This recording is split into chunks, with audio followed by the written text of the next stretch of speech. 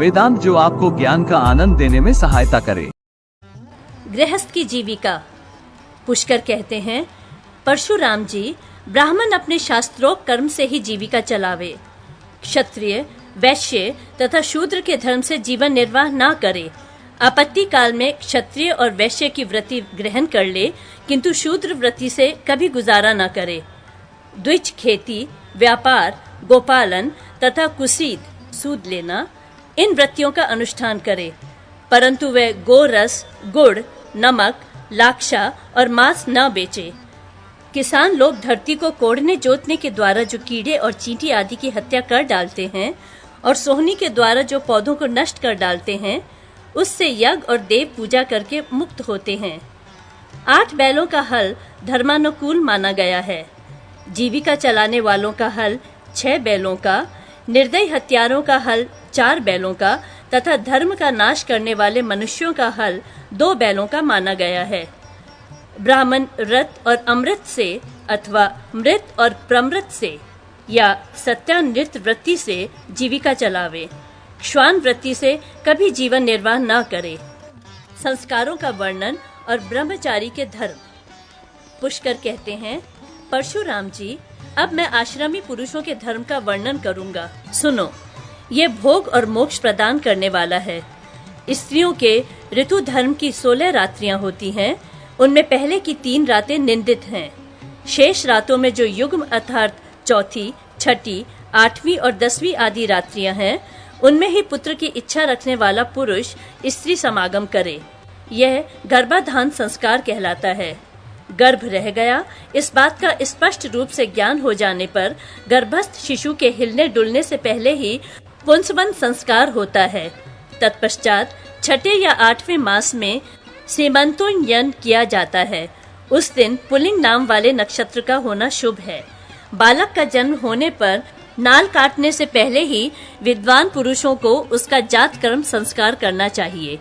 सूतक निवृत्त होने पर नामकरण संस्कार का विधान है।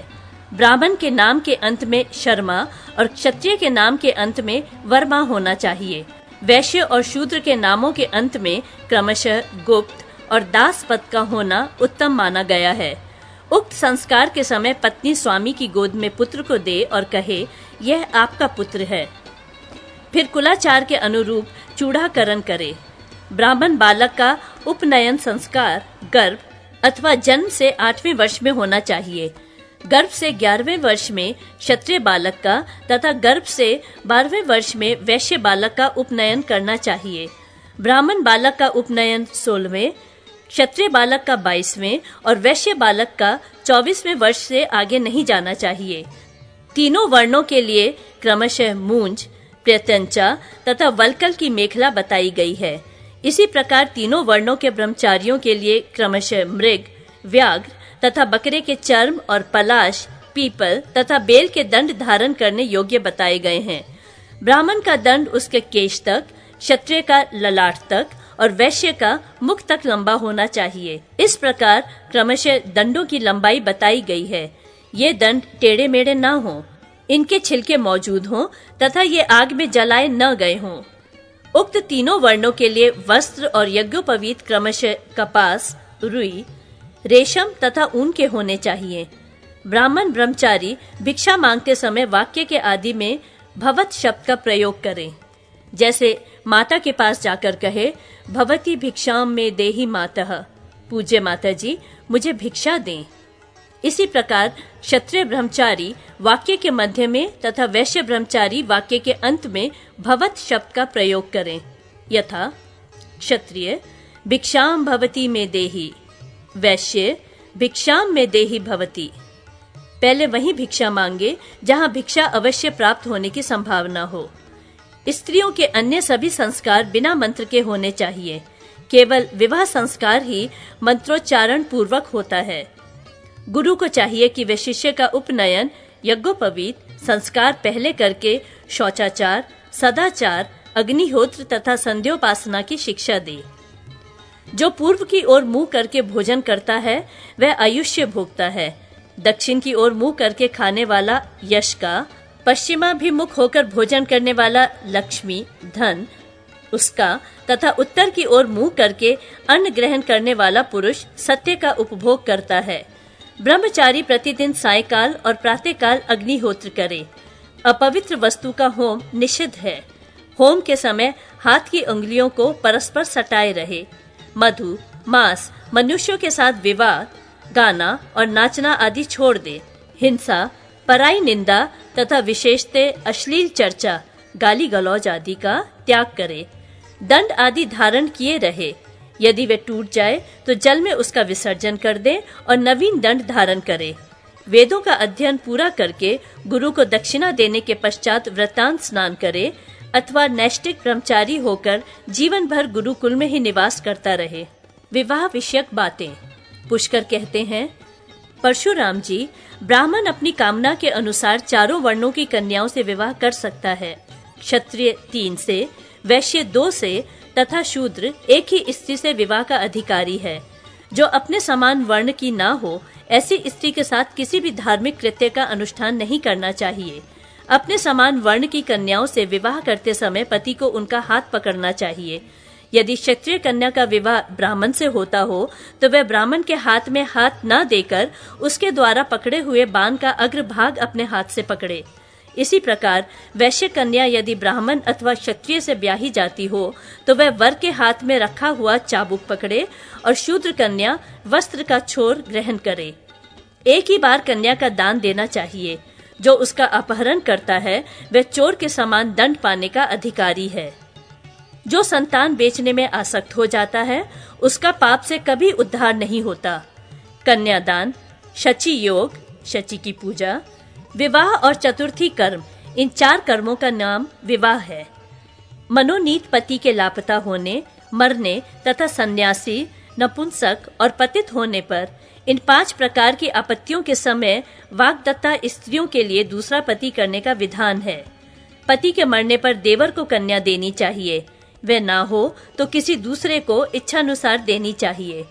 वर अथवा कन्या का वरण करने के लिए तीनों पूर्वा, कृतिका, स्वाति, तीनों उत्तरा और रोहिणी ये नक्षत्र सदा शुभ माने गए हैं। परशुराम अपने समान गोत्र तथा समान प्रवर में उत्पन्न हुई कन्या का वरण न करें। पिता से ऊपर की 7 पीढ़ियों के पहले तथा माता से 5 पीढ़ियों के बाद की ही परंपरा में उसका जन्म होना चाहिए। उत्तम कुल तथा अच्छे स्वभाव के सदाचारी वर को घर पर बुलाकर उसे कन्या का दान देना ब्राह्म विवाह कहलाता है। उससे उत्पन्न हुआ बालक उक्त कन्या दान जनित पुण्य के प्रभाव से अपने पूर्वजों का सदा के लिए उद्धार कर देता है। वर से एक गाय और एक बैल लेकर जो कन्यादान किया जाता है उसे आर्ष विवाह कहते हैं। जब किसी के मांगने पर उसे कन्या दी जाती है तो वह प्राजापत्य विवाह कहलाता है। इससे धर्म की सिद्धि होती है। कीमत लेकर कन्या देना आसुर विवाह है। यह नीच श्रेणी का कृत्य है। वर और कन्या जब स्वेच्छा पूर्वक एक दूसरे को स्वीकार करते हैं तो उसे गांधर्व विवाह कहते हैं। युद्ध के द्वारा कन्या के हर लेने से राक्षस विवाह कहलाता है तथा कन्या को धोखा देकर उड़ा लेना पैशाच विवाह माना गया है। विवाह के दिन कुम्हार की मिट्टी से शची की प्रतिमा बनाएं और जलाशय के तट पर उसकी गाजे बाजे के साथ पूजा कराकर कन्या को घर ले जाना चाहिए। आषाढ़ से कार्तिक तक जब भगवान विष्णु शयन करते हो विवाह नहीं करना चाहिए। पौष और चैत्र मास में भी विवाह निषिद्ध है। मंगल के दिन तथा रिक्ता एवं भद्रा तिथियों में भी विवाह मना है। जब बृहस्पति और शुक्र अस्त हो, चंद्रमा पर ग्रहण लगने वाला हो, लग्न स्थान में सूर्य, शनैश्चर तथा मंगल हो और व्यतिपात दोष आ पड़ा हो तो उस समय भी विवाह नहीं करना चाहिए। मृगशिरा, मघा, स्वाति, हस्त, रोहिणी, तीनों उत्तरा, मूल, अनुराधा तथा रेवती ये विवाह के नक्षत्र हैं। पुरुषवाची लग्न तथा उसका नवमांश शुभ होता है। लग्न से तीसरे, छठे, 10वें, 11वें तथा 8वें स्थान में सूर्य, शनैश्चर और बुध हो तो शुभ है। 8वें स्थान में मंगल का होना अशुभ है। शेष ग्रह 7वें, 12वें तथा 8वें घर में हो तो शुभ कारक होते हैं। इनमें भी छठे स्थान का शुक्र उत्तम नहीं होता। चतुर्थी कर्म भी वैवाहिक नक्षत्र में ही करना चाहिए। उसमें लग्न तथा चौथे आदि स्थानों में ग्रह न रहे तो उत्तम है। पर्व का दिन छोड़कर अन्य समय में ही स्त्री समागम करें। इससे सती या शची देवी के आशीर्वाद से सदा प्रसन्नता प्राप्त होती है।